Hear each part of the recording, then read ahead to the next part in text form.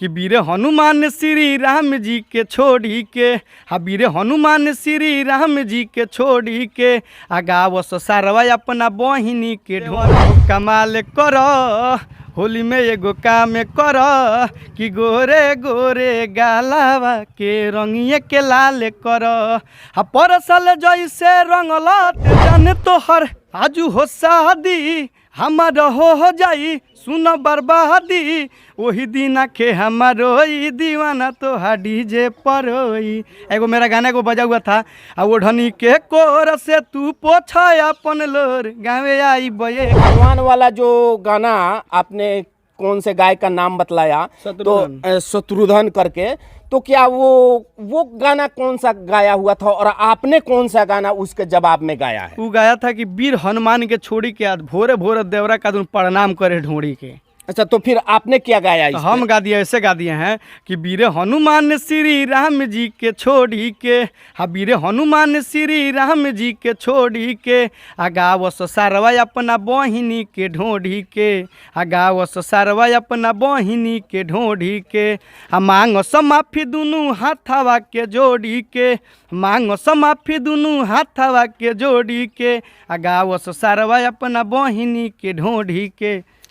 ये जिस तरीके से गाने को रखा है और ऐसे गाने बिहार में जिस तरीके से आए दिन उभर के सामने आ रहे हैं, तो कहीं ना कहीं ऐसे गाने पे लगाम लगाने की आवश्यकता है ताकि बेहतर से बेहतर गाना उभर के सामने आए तमाम बिहार के लोगों के समक्ष, न कि ऐसे अश्लील गाने उभर के जो सामने आए दिन आ रहे हैं और इससे कुछ कलाकार जो आए दिन उभर के सामने वायरल हो रहे हैं उनका एक समाप्ति हो सके। यहाँ पे आप देख सकते हैं बेवफा चाय वाला दुकान, जो कि यहाँ पे कुछ बहुत से सारे ग्राहकों का यहाँ तांता हमेशा के लिए लगा रहता है, और इसी बीच मंजय जी यहीं पे मिल गए और इन्हीं से चर्चाएं होते होते कुछ बातों तक हम लोगों ने पहुँचा।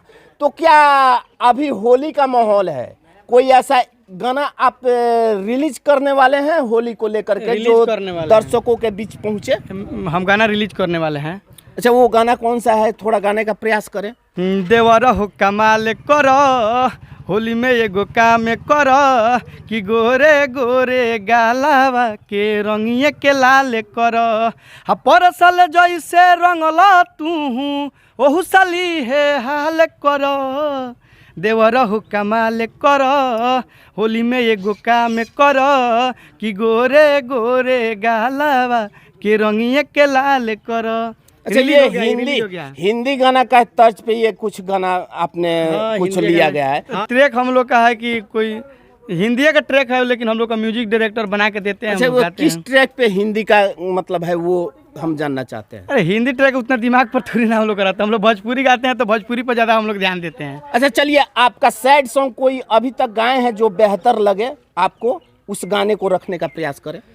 होता ते जाने तो हर आजू हो शादी, हमार हो जाई सुन बर्बादी, वही दिन के हमारो दीवाना तो डीजे पर होई। एगो मेरा गाना को बजा हुआ था, वो ढनी के कोर से तू पोछा अपन लोर गावे आई बये गोरी, कि मनवा कर जनी कठोर, वही जो आई बये गोरी, कि मनवा कर जनी कठोर, तो सब मिले आई गोरी, ऐसा मेरा सॉन्ग था। अच्छा, इन्होंने जिस तरीके से बहुत से सारे गाने को रखा इन्होंने, और तमाम बिहार में इस तरीके से अश्लील गाने आए दिन उभर के सामने आ रहे हैं, मगर ऐसे गानों पे बहुत जल्द लगाम लगनी चाहिए ताकि समाज में एक बेहतर गाने का शुरुआत करा जा सके।